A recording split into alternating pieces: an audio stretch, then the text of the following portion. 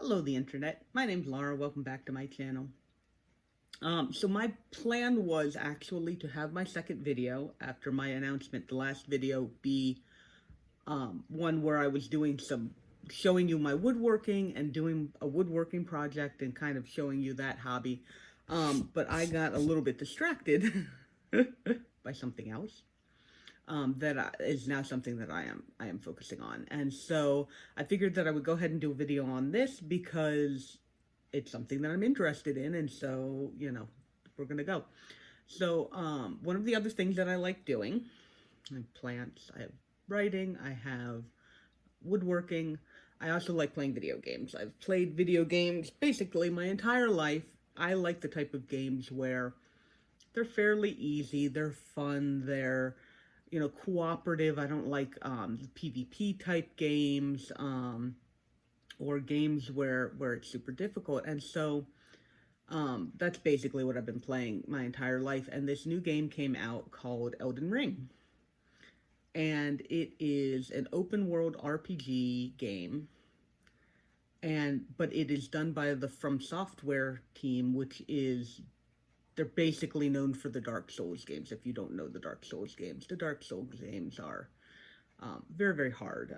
It's the type of game where you're supposed to go, wipe on the boss like 50 times, and then you figure out how to beat him, and then, you go on, and you feel really good about yourself. I've never been that kind of a person. So when Elden Ring, first started showing up as, this is a game that's going to be coming out, it's, gorgeous, gorgeous game.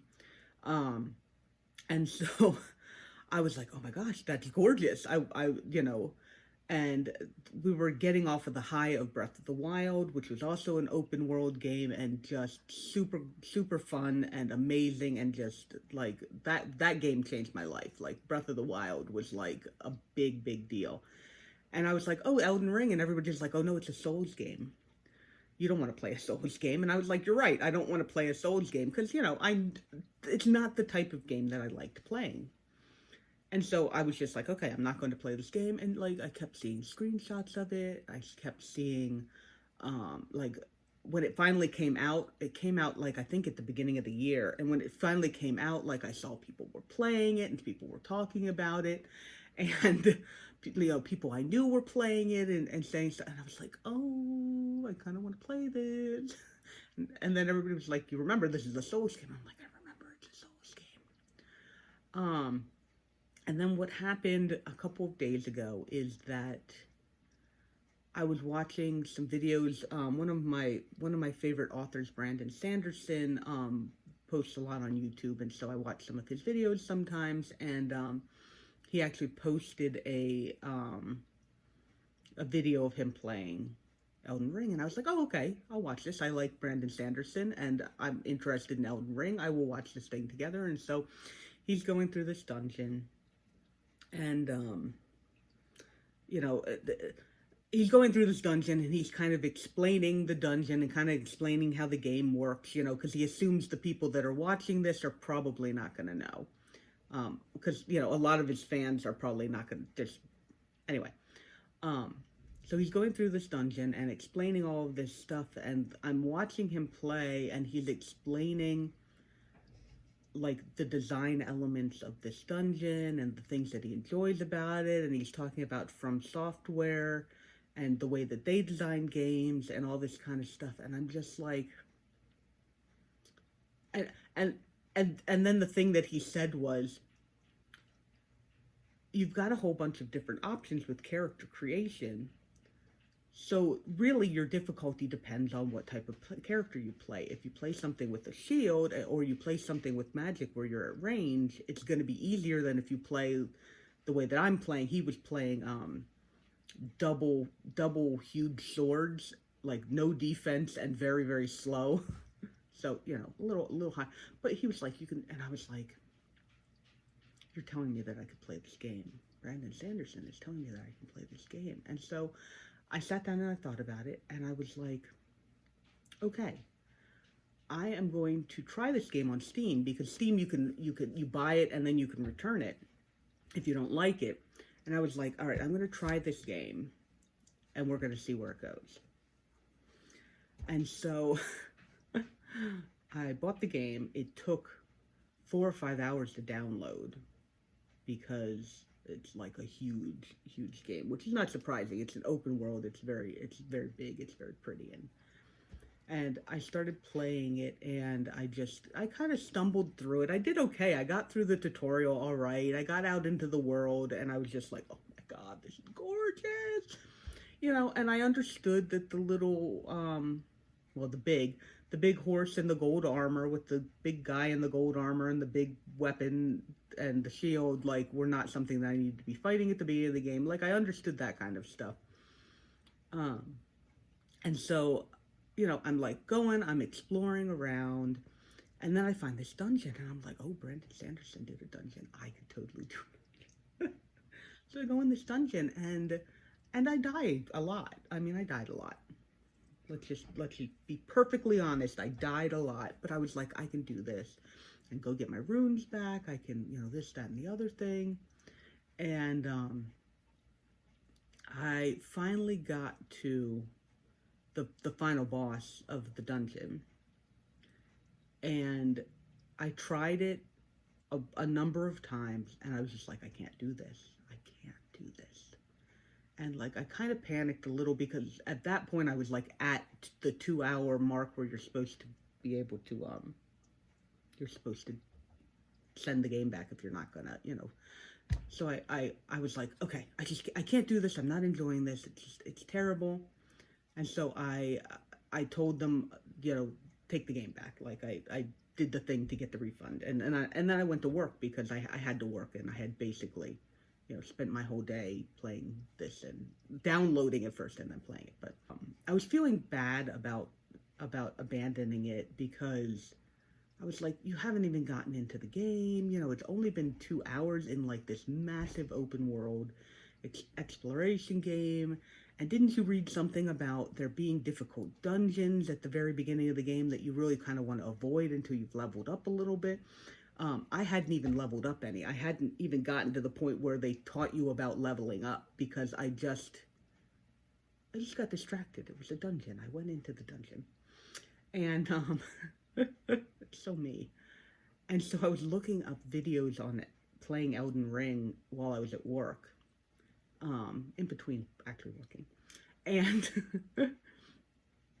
and I found this video that was how to get overpowered super early, and I was like, okay, let's watch. I mean, I was just at this point I was just watching videos, and basically this video was, let me just take you around in the starting areas, and I'm going to show you how to get some runes. I'm going to show you how to get some essential items. I'm going to show you how to get access to leveling up and spirit summons and the main hub, and like, all within like 20 minutes. And I was like, okay, that seems pretty reasonable. It's not like there are some videos out there where they're like, oh, you can totally go to like this high level zone and get this super awesome thing and, blah, blah. I'm like, I don't want that. But this seemed mildly like something that I could do that would just kind of help me get a leg up, so that I wasn't wandering around and completely just under leveled for everything.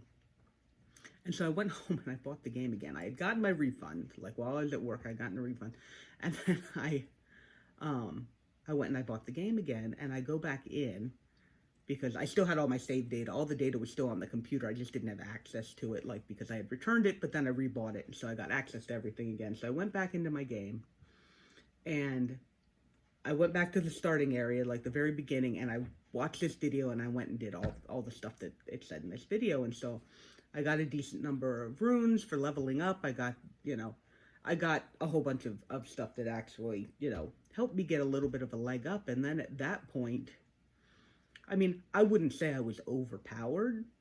I mean, it's still a Souls game, the difficulty level is still a certain thing, but I got to the point where I could actually play the game. I went back into that dungeon armed with, leveling up and spirit summons and flasks, like healing potions and like all this kind of stuff. And I went in there and I beat it in like 2 or 3 tries, I think. You still have to kind of learn the boss, but I beat it in like 2 or 3 tries. I mean, like a decent amount. Um, and then at that point, I was like, okay, all I have to do is be able to go out and find something that's going to help me get a little better at this. This is an exploration game, go out and explore. And so at that point, I realized, oh, okay, I'm going to play this game the way that I want to play this game. And the way that I wanted to play this game was open world exploration, customizing character, and then, beating bosses is always kind of tertiary for me. Like, I have played 900 hours in a game called Terraria, and I love that game, and I am terrible at the bosses. Like, I am terrible at bosses. But the rest of the game is just so much fun to me that it doesn't matter. I was like, I could play this game like that. I actually went to fight the first, like, story boss, because there's, like, bosses that are just out in the world and they drop loot. And then there are the story bosses, which obviously, restrict your way through the story. And so I went and I just wanted to see, like, where I was with him, right? And so I go in there, I summon all my things, I do all my stuff, and I got him down to half health, like phase 2, on the first try the first time that I even went in there. And I was like, oh, okay, this is entirely doable. I don't want to get past him yet. Like, it's possible that had I, like, put a little bit of time into it, I might have been able to beat him at that point. But I was like, okay, I don't want to do that yet. I'm just going to go keep exploring because that's what I want to do. But suddenly it felt doable because everybody says that boss is like the hard boss, right? And he definitely wasn't easy. Like, I wasn't saying that the boss was easy, but I'm definitely saying I felt like I could beat him if I put some effort and time into it. And then if I get even more levels and better weapons and all that kind of stuff, then I should be able to beat him with a little bit of effort. So now I am at almost 30 hours of playtime. And I still haven't gone and beaten that boss. I'm just going around and finding stuff. I'm going around and I'm killing things. I'm exploring things. I'm doing other little quests and all that kind of stuff. Not the main storyline, but I'm just going and I'm really, really enjoying the game. And there are definitely things that are challenging. There are things that are frustrating. But I'm I want to say, like, I'm understanding what my relationship with this game is. Like, all the games that I've had in the past, that I've played in the past, they have a certain relationship with the player, right? Like, we're going to hold your hand. There's going to be a certain amount of failure expectation. And for the most part, we're going to make it as challenging as possible, but so that you'll, like, almost never fail, right? Like, I think in Breath of the Wild, there were only 1 or 2 bosses that I had to play more than twice. Like, usually by the 3rd time, like, I was ready to beat it. And that's the way most games are, right? Like, if you have to play a boss more than 2 or 3 times, the boss is too hard.